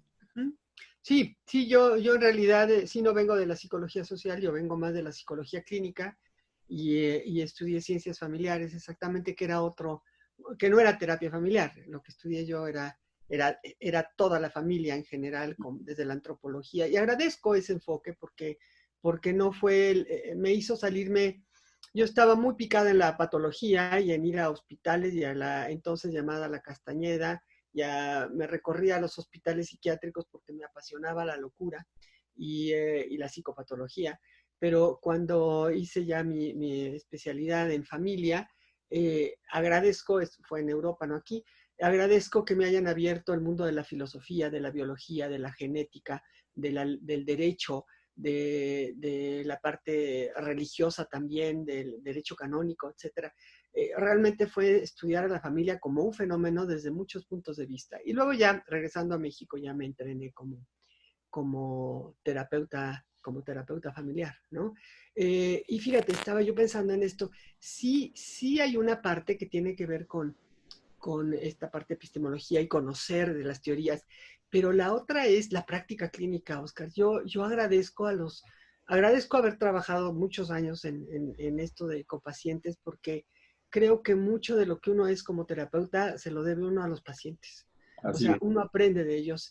Y creo que, aunque yo en principio iba en otro camino, no me iba a dedicar a la terapia familiar, en el momento en que ya entré a trabajar como terapeuta familiar, propiamente dicho, no como psicóloga clínica en hospitales, sino como terapeuta familiar, bueno, me enamoré de esto de la terapia familiar y yo estoy altamente agradecida a los pacientes. Agradezco a los maestros, agradezco a mis colegas, agradezco a los libros, agradezco las teorías, las enseñanzas y todo, pero yo creo que más me quedo con las enseñanzas que yo he recibido de los pacientes y de estar en la talacha diario, o sea, de dedicarme a esto y de estar viendo pacientes y ver el privilegio que uno tiene como terapeuta familiar de que te muestren lo más íntimo de su vida, ¿no? No va uno a sus casas, pero entrar en una familia, en sus sentimientos y en su dolor y en sus problemas es realmente un privilegio. Y ellos constantemente nos están nutriendo y no nada más para darnos las gracias, porque eso es bonito, ¿no? Cuando se siente bonito, digamos, que una familia te diga, ay, gracias, gracias por el trabajo, sino las confrontaciones y los retos que la familia te está retando todo el tiempo, te está confrontando, te está observando y te está señalando tus errores también, lo cual es de agradecerse, porque si no fuera por si nada más fueran porras y todo bonito, pues no aprende uno. O sea, Claro, realmente uno aprende del feedback cuando te dicen, oye, esa no era, ¿no? Dices, ah, caray, y entonces aprendes. Cuando te equivocas es cuando aprendes. Si no, pues nada más es una alabanza al ego y que hay que rico que te regalen cosas y que te digan gracias. Pero por otro lado digo, no, el verdadero aprendizaje es cuando yo de lo que me acuerdo más, de todos los casos que he visto, es cuando me he equivocado. O sea, claro. los que me quedan aquí, digo, ching, me acuerdo esta vez y esta otra, ¿no? Ay, qué barbaridad. Pues sí, esas me acuerdo, pero una vez que te pasa, dices, ah, caray. Y entonces puedes corregir, ¿no? Entonces yo digo, ¿y a quién se lo agradezco? Pues a los pacientes, Claro. efectivamente, porque ellos son los que diariamente ellos te están viendo y te están retando, ¿no? Y otra cosa que quería decir, esto de cuando hablabas de todo, voy a regresar a lo que decías de lo que se le exige a la familia, ¿no? Y la familia se siente que no puede más, ¿no? Con las funciones a veces. Y, y a mí me preocupa el que los padres se sientan derrotados, fíjate. No me gusta cuando llegan a las sesiones de terapia y llegan y dicen, es que ya no puedo con este adolescente o ya no puedo con este niño. Y yo digo, ¿qué está sintiendo este niño cuando oye eso de los papás, ¿no? Y a lo mejor lo va a mandar a un internado y ya no, se lo dejo aquí para que me lo componga. Entonces yo digo, ¿qué se siente cuando tú estás esperando de tus padres alguien fuerte que te contenga, de repente que diga que no puede contigo, ¿no? Entonces yo digo, por favor, el adolescente, el niño, se está sintiendo cada vez más ansioso y más sintomático va a estar. Y por otro lado, le están reforzando la omnipotencia, o sea, porque ahora ya no tienen límites de nada, ¿no? Y los papás son esclavos de los hijos y los quieren tener contentos y darles todo. Y yo digo, no, ¿cómo? O sea, algo está pasando socialmente y que nosotros también tenemos, la terapia familiar también tiene un plano político, o sea, somos sociedad y tenemos que ver en este cambio social. Hay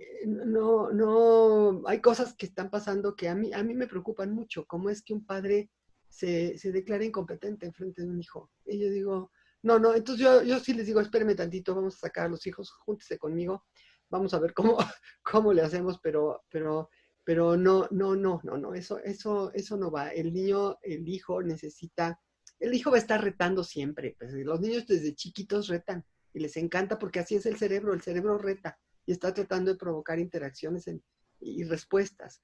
Y eso es divertido, retar es divertido. Y el niño y el preescolar y el adolescente están retando y es divertido.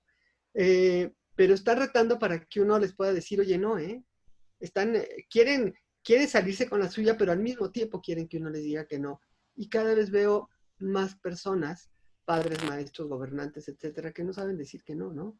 Y entonces yo digo, ¿qué está pasando? Tenemos una responsabilidad social, Oscar, ¿no? ¿Cómo la ves? Como, aunque sea dentro de nuestro consultorio, pero nuestra responsabilidad es social y política. Así es. te estoy escuchando y estoy pensando en subrayar dos comentarios que haces. ¿Por qué formarse como terapeuta familiar? Para recibir un entrenamiento especializado, para desarrollar una práctica clínica sobre las relaciones familiares. Intervención en las relaciones familiares. Pero igual de importante es el contenido ético y la ética que un terapeuta familiar tiene que asumir y practicar, porque en efecto, cuando las familias nos abren simbólicamente las puertas de su casa, estamos frente a formas de vida, formas de ser que tenemos que respetar y que tenemos que respetar y salvaguardar hasta cierto punto la integridad y la intimidad de lo que observamos. Y para esto se precisa tener este entrenamiento en terapia familiar y tener la capacidad para desarrollar esta práctica clínica. La práctica clínica de la terapia familiar, desde mi punto de vista, sin este criterio ético, estaría medio vacía. Ujú. ¿O tú cómo lo Sí. figuras? Mira, qué bueno que tocas el tema de ética, porque te voy a decir algo que yo he visto en los que salen de las carreras y todo, es que quieren ya algo como las técnicas, ¿no? Como que buscan talleres y todo sobre técnicas para el cambio. Y yo digo, y ofrecen, a veces se anuncian o se ofrecen, yo no sé cómo decirlo, abren su consultorio sin tener una capacitación como terapeutas. A mí Sí, esto se me hace no ético. O sea, tú, tú no puedes aventarte a meterte con los pacientes si no estás debidamente entrenado en el instituto que tú quieras o el que tú selecciones, ¿no? O en el área de la terapia que te guste. Pero, pero tiene que ser un entrenamiento serio. Claro, pues es más largo, más costoso, en fin, es más fácil tomar talleres y aprender técnicas y ponerte a aplicarlas, ¿no? Pero eso a mí se me hace irresponsable, porque he visto hasta propaganda, ya la tiré porque me dio coraje, pero había propaganda volantes que llegué a tener aquí donde decía cómo formarse terapeuta, en Coyoacán, me los dieron, cómo sí. formarse terapeuta en 6 meses, ¿no? Y eran unos volantitos de colores y había todo, en Gestalt, humanista, sistémica, psicodinámica, etcétera, y decía, en 6 meses te forman en eso, ¿no? Y me dio coraje, dije, no es posible pues sí, sí, esto sí pasa. Y creo que es el terreno de la ética, que si vas a hacer algo, pues que lo hagas bien y que lo hagas como profesional que somos, pues hacerlo bien, ¿no? Es un servicio profesional que estás cobrando también por él, es tu chamba, es tu trabajo, y yo creo que hay que hacerlo responsablemente y con ética, ¿no? Entonces, creo que, claro, entonces esto lo hace más difícil, porque es más fácil tomar un curso de 6 meses y aprenderte todas las técnicas, porque en terapia familiar hay muchas técnicas, ¿no? Y yo digo, las técnicas a final de cuentas las haces tuyas y las inventas, o sea, no necesitas tú aprender un manual de técnicas, ¿no? El mismo Salvador Minuchin, en su libro es famoso, que también lo damos en el Instituto de Técnicas de Terapia Familiar, dice que por favor lo leas, lo estudies y luego lo tires, ¿no? Porque en realidad las técnicas, una vez que las haces tuyas, ya no necesitas el manual de técnicas, porque lo más importante, no sé qué pienses tú, Oscar, de esto es la persona del terapeuta, no Claro, importa la técnica que use o el modelo y la alianza terapéutica que puedas hacer con un paciente, ¿no? ¿Cómo ves? claro, claro. De hecho, en nuestra charla queda implícito, pero creo que podemos hacerlo ahora explícito, que eh, el que se forma como terapeuta en IFAC tendrá que llevar un proceso de terapia personal, precisamente en el sentido de darle importancia a la persona del terapeuta, para que el terapeuta en un momento determinado sepa muy bien al momento de observar las crisis que observa, saber distinguir lo que es de él, eh, eh, pero que está ahí en su trabajo, en su labor, en su práctica clínica, y no enturbiar lo que observa o las decisiones que toma o la simple comunicación que fomenta o que alienta en un momento determinado. Eh, ¿Por qué formarse como terapeuta? Estaba yo pensando, pues a lo mejor para evitar que la familia sea una moda, ¿no? Sea constituida en una moda, cuando en realidad es un grupo primario. Es la familia, no sé si desde en la antigüedad exista, pero el grupo comunitario existe. Las relaciones consanguíneas, una vez que son establecidas como referente, dan origen a la familia, pero eh, no es como de pronto toda esta publicidad, sobre todo ahora con este periodo que nos toca vivir, no es una moda, ni puede ser vanagloriada como un referente llena de mitos en donde todo se resuelve y no pasa nada. Pues, por supuesto que pasa, ¿no? Claro. Pensemos en las familias de los migrantes, en donde el padre o la madre migran y la familia está en un tris de diluirse, de transformarse en otra cosa que no es la familia original. O las familias que entran en proceso de divorcio, y a veces divorcios tan difíciles que la familia como tal tiende a desintegrarse, aunque después puedan recuperar un nuevo estatus de una relación reconstruida.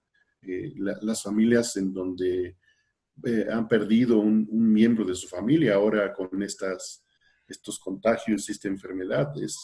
Es común saber de nuestros pacientes cómo han perdido a su esposo o a su esposa, una hermana, un tío, y como esto para algunas familias va a ser una marca que va a quedar ahí por un buen tiempo. Entonces, ¿por qué formarse como terapeuta familiar?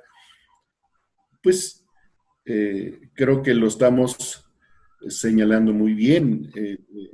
Para tener un entrenamiento clínico especializado, abocado a intervenir en relaciones familiares, para tener ética, una referencia ética sólida que permita al terapeuta ser genuino con su trabajo y para desmitificar las relaciones familiares, diría yo. ¿Tú qué podrías agregar al respecto? Fíjate si tú decías una formación, yo decía una formación seria, ética y que sea integral, ¿no? O sea, que no nada más sea una parte teórica de mucha lectura y muchos, porque ahí están, los libros ahí están, el internet ahí está, uno sí puede tener toda esta parte teórica, está más al alcance de la mano, pero la parte clínica, el poder tener este trabajo clínico y constante de supervisión y un trabajo sobre la persona del terapeuta, para mí eso hace que el entrenamiento sea una cosa, o la formación sea una cosa más integral, no nada más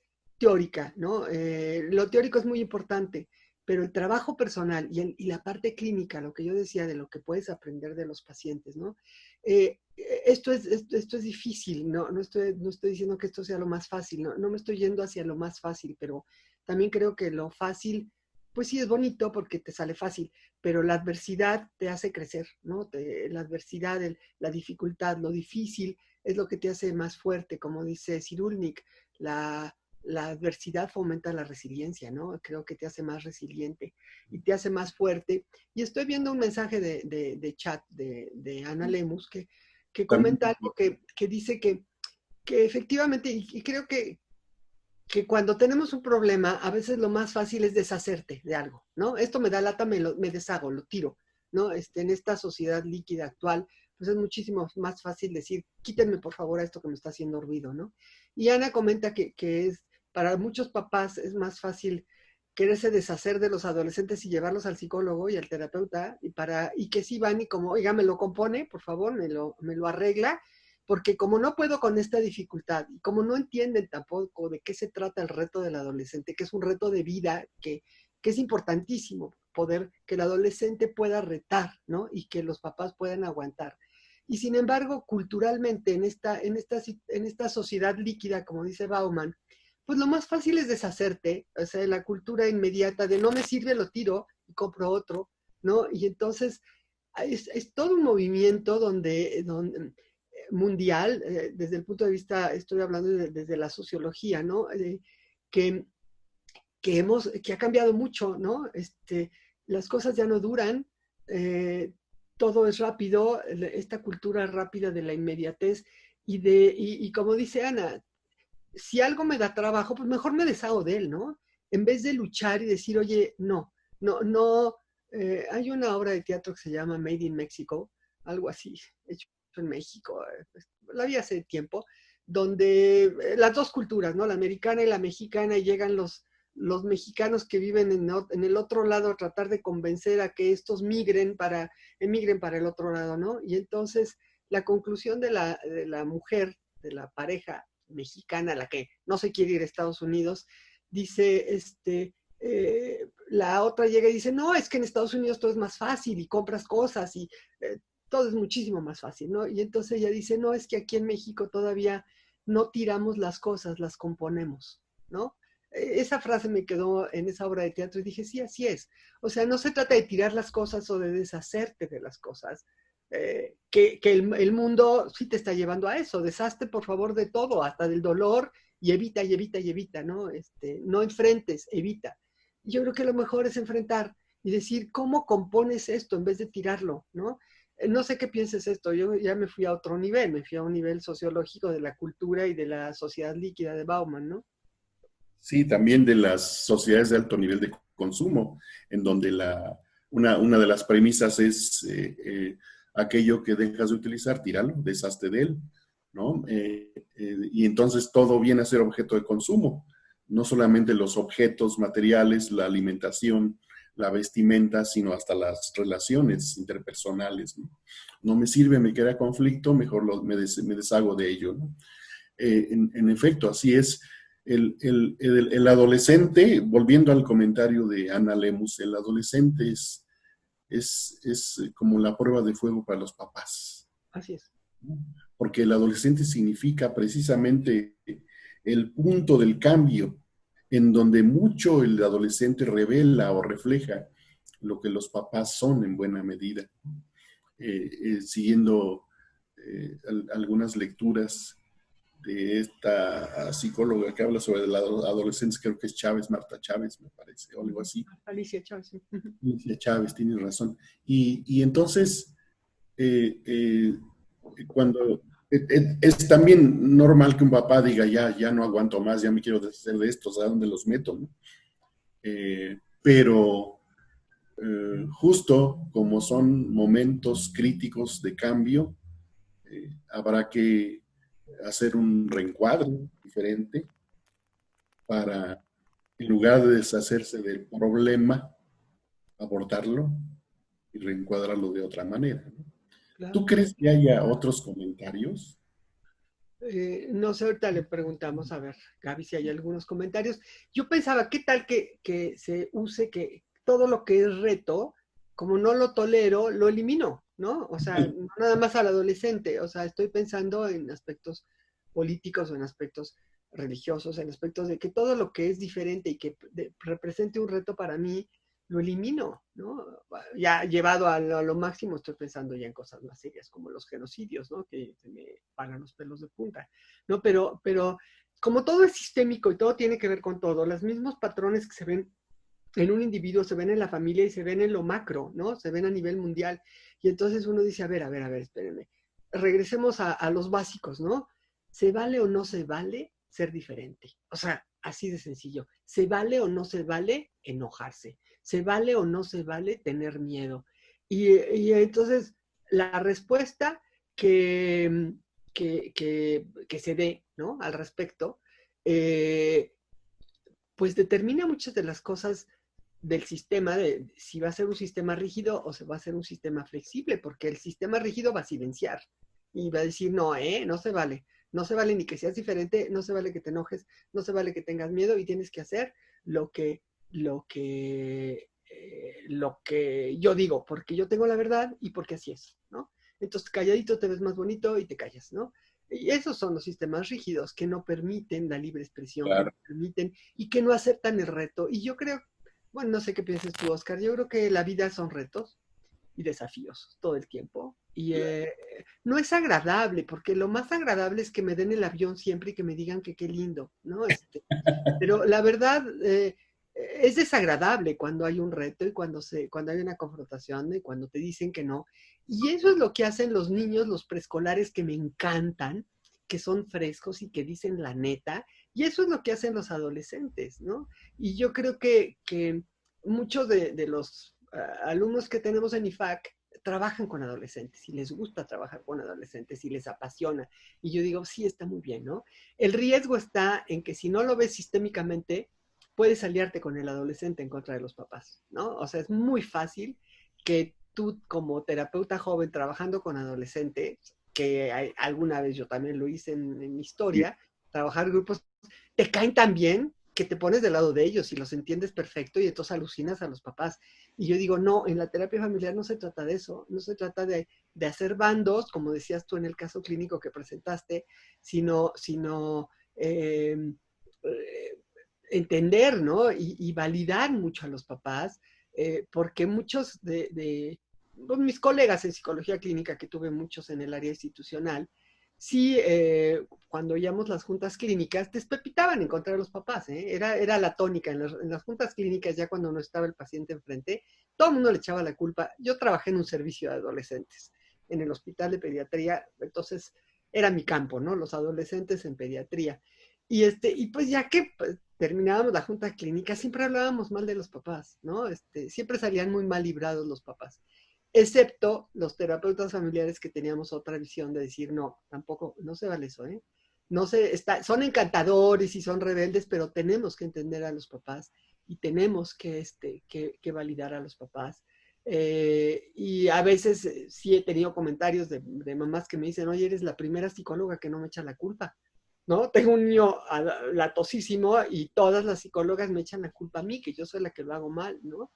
Y yo creo que esa es la nobleza del enfoque sistémico, que tratamos de ser equidistantes y de no hacer bandos, porque, bueno, lo más fácil es hacer bandos, ¿no? ¿Y de qué lado estás? Es el siding, el famoso siding o la polarización es lo más sencillo del mundo.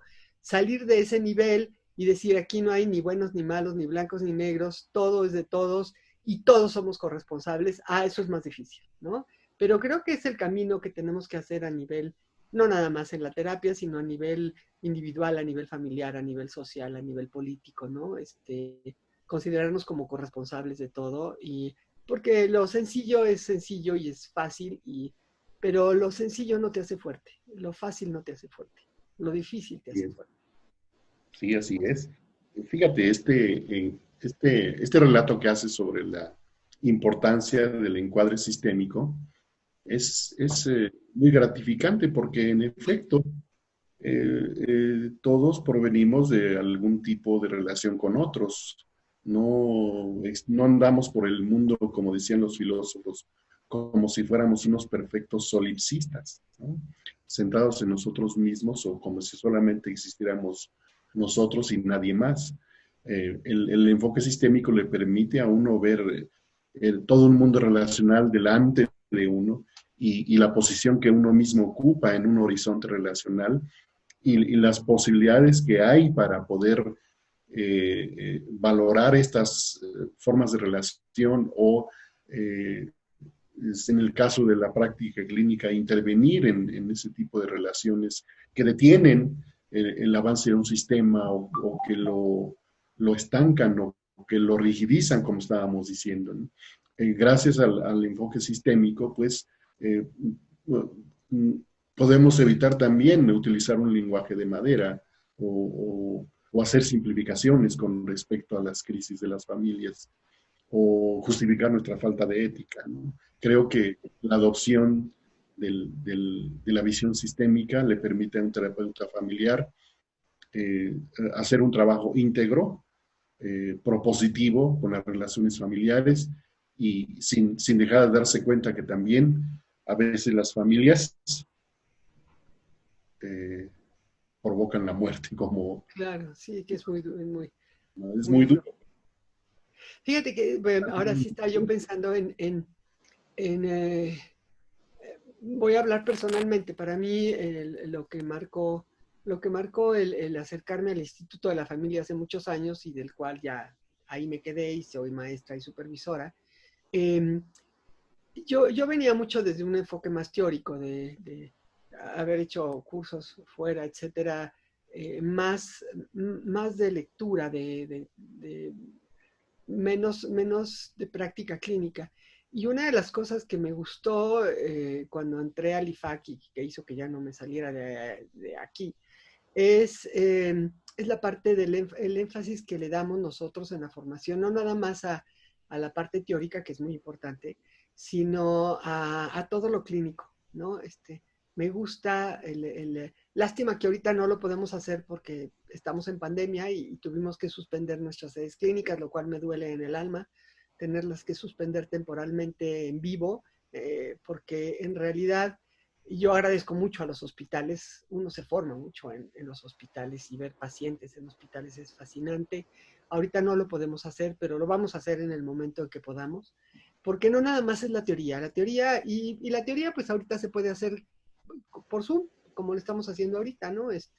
No se necesita lo presencial y es un buen recurso. Todo esto tecnológico es maravilloso que podamos tener alcance para otras personas. La parte teórica se puede hacer.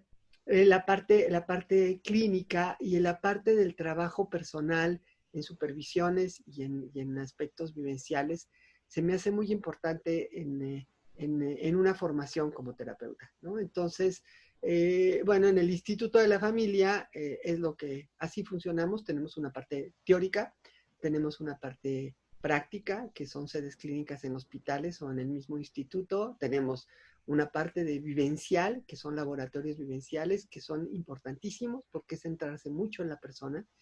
Tenemos bueno, ya dije la parte práctica, la parte de supervisión, que, que eso es muy importante también, oír muchas voces diferentes de diferentes supervisores, que no es quien tiene la verdad, no es cuál supervisor tiene la verdad, pero son voces diferentes que a final de cuentas hace que cada quien decida cuál es su formación. O sea, te aseguro que tú y yo, habiendo estado en el IFAC, no somos los mismos terapeutas y ninguno de los egresados de IFAC, porque cada quien hace su propia integración, su propia síntesis personal, que ese es el objetivo de formarse como terapeuta, que tú hagas tu propio modelo y seas congruente contigo mismo y sobre todo guiado por tu ética, ¿no? O sea, no sé cómo la veas. Claro, has señalado algo muy importante. Entrenarse como terapeuta familiar en el Instituto de la Familia es entrar a ese horizonte en donde el, el- el que está en entrenamiento tiene la opción de elegir o ir construyendo su propia integración y elegir inclusive su propia epistemología, si así lo desea. Eh, el Instituto de la Familia está haciendo esfuerzos por adaptarse a estas circunstancias. Ninguno de nosotros esperaba que este problema del contagio se fuera a extender tanto y estamos en esto, como tú mencionas, nuestras sedes clínicas han sido en hospitales o en las sedes del instituto, pero ahora como la autoridad de salud no nos permite y tienen razón, no podemos juntar familias en hospitales, pues tendremos que esperar a que esto vuelva a abrir la oportunidad y recuperar nuestra forma habitual de trabajo, pero mientras tanto estamos haciendo lo posible también para transformarnos, adaptarnos a las circunstancias y muy pronto quizás tendremos que también atender a personas y a parejas y a familias por esta vía. En fin, ya has dado un panorama general de lo que es el curso. No sé si te gustaría agregar algo, porque ya Gaby nos está diciendo que Sí, ya estamos a estamos, punto. ya estamos en la recta final. Yo nada más quiero dar las gracias a las personas que hayan estado compartiendo esta conversación con nosotros. O sea, seguramente, aunque nos estuvieron escuchando a Oscar y a mí, yo creo que toda conversación que uno escucha o toda lectura que uno haga de un libro implica forzosamente, como esto es sistémico, un diálogo con uno mismo. O sea, al mismo tiempo que yo estoy leyendo un texto, al mismo tiempo que estoy viendo una película o leyendo un libro o oyendo la conversación de Oscar Iqueta, seguramente yo estoy hablando conmigo misma y estoy o conmigo mismo y estoy reflexionando, ¿no? Entonces, les agradecemos mucho a los que nos hayan escuchado. Estamos a sus órdenes en el Instituto de la Familia. En nuestra página web tienen todos los teléfonos y la información. Y yo de mi parte, pues muy, muy agradecida por este espacio. Gracias, Gaby, por habernos introducido a este sistema, porque yo soy de otra época y la verdad no domino estas tecnologías modernas, pero gracias por poder llegar a sus hogares a través de este medio. Se los agradezco enormemente. Que yo también agradezco mucho la compañía de quienes nos han escuchado y sin dejar de recordar que este evento, este ejercicio de conversación, diálogo, intercambio, es como una especie de invitación también para que aquellos quienes tengan el interés de formar parte del Instituto de la Familia ingresen al plan de la maestría y se entrenen como terapeutas. Muchas gracias por todo, Keta, también a ti, muchas gracias, Gracias, por este Oscar. tema Gracias. tan enriquecedor. Siempre que platicamos aprendemos más. Sí, es muy curioso, déjenme compartir una cosa. Esta actividad la hacemos Oscar y yo. Llevamos ya un tiempo haciéndola, cada 6 meses. Y nunca nos sale igual. No seguimos un guión. Es una conversación completamente libre. Es un ejemplo de cómo podemos construir a través de una conversación.